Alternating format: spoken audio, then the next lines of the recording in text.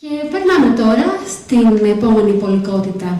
Σκέψη, συναίσθημα. Τι συμβαίνει όταν τα δύο αυτά τελικά συνεργάζονται.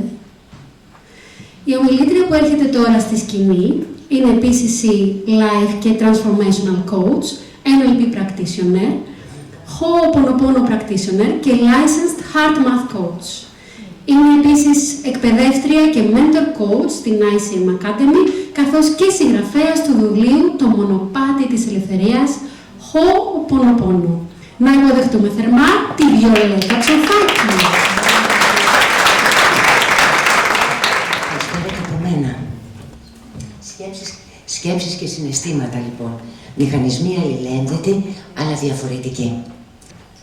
Η αντίθεση μεταξύ σκέψεων και συναισθημάτων αντικατοπτρίζει την ένταση που υπάρχει μεταξύ των γνωστικών λειτουργιών, όπως η λογική, η κρίση, η ερμηνεία και των συναισθηματικών εμπειριών.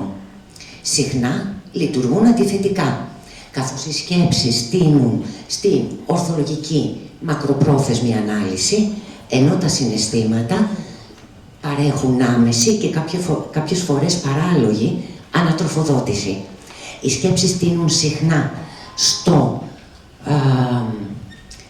σε κάποιο ακραίο μοτίβο, όλα ή τίποτα, ενώ τα συναισθήματα κινούνται συνήθως σε ένα ρευστό και μεταβαλλόμενο φάσμα. Η σκέψη είναι ένα πάρα πολύ ισχυρό εργαλείο που λειτουργεί ως δίκοπο μαχαίρι. Είναι απαραίτητη για την επιβίωση και την ανάπτυξη και ταυτόχρονα μας εγκλωβίζει σε περιοριστικές πεποιθήσεις, φόβους, φοβίες, αρνητικά συναισθήματα και ανέτειο πόνο. Αυτά που διαμορφώνουν τον τρόπο που σκεφτόμαστε είναι οι προηγούμενες εμπειρίες, οι γνώσεις, οι πεποιθήσεις και οι προκαταλήψεις μας. Η σκέψη αναλύει, μετράει, ερμηνεύει. Η σκέψη δεν είναι ποτέ καινούρια, επειδή προέρχεται πάντα από το παρελθόν. Μέσω αυτής παρατείνονται οι εμπειρίες και μετατρέπονται σε αναμνήσεις. Και αυτό αρκετές φορές μας δημιουργεί πρόβλημα. Και το πρόβλημα δεν είναι ότι σκεφτόμαστε. Το πρόβλημα είναι πως πιστεύουμε ότι οι σκέψεις μας είναι η αλήθεια και ότι θεωρούμε πως είμαστε οι σκέψεις μας. Το πρόβλημα είναι ο εθισμός και η προσκόλλησή μας στη σκέψη και το ότι επαναλαμβάνουμε τις ίδιες τοξικές σκέψεις ασταμάτητα. Τα λάθη δημιουργούνται από σκέψεις που είναι μολυσμένες από παρελθοντικές επώδυνες αναμνήσεις. Δεν είναι εύκολο, μάλλον δεν μπορούμε καθόλου να διαχωρίσουμε τη σκέψη από τη μνήμη. Περπατάνε χεράκι-χεράκι.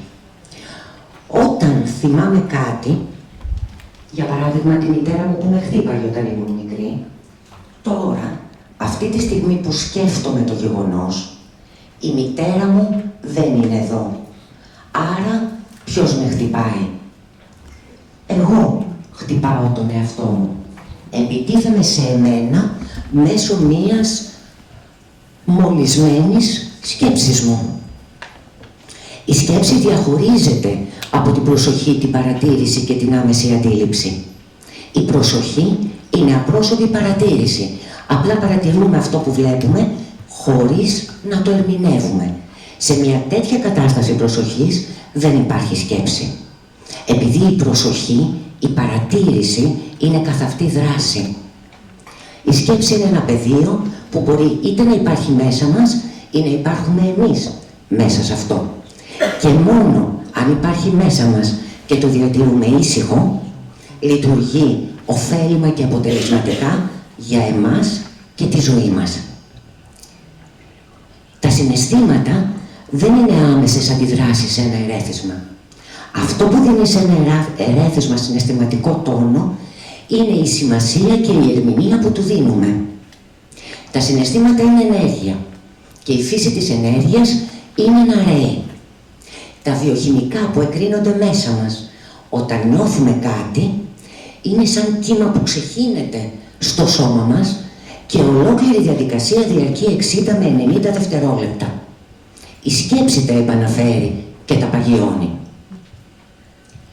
Τα συναισθήματα μεταφέρουν σημαντικές πληροφορίες που μας βοηθούν να κατανοήσουμε τις καταστάσεις, να πάρουμε αποφάσεις, να επιλέξουμε τον καταλληλότερο τρόπο για να επιφέρουμε τις αλλαγές που επιθυμούμε. Αν απλά με το να σκεφτούμε ότι θέλουμε να αλλάξουμε κάτι, το αλλάζαμε, η αλλαγή θα ήταν πολύ εύκολη. Και όλοι ξέρουν ότι αυτό δεν είναι αλήθεια. Κάποια δεδομένα για τα συναισθήματα. Είναι συνδεδεμένα με το σώμα μας. Τα βιώνουμε μέσω σωματικών αισθήσεων. Δεν είναι μόνιμα. Έρχονται και φεύγουν. Μία συναισθηματική αλλαγή απελευθερώνει περίπου 1.300 βιοχημικές ουσίες.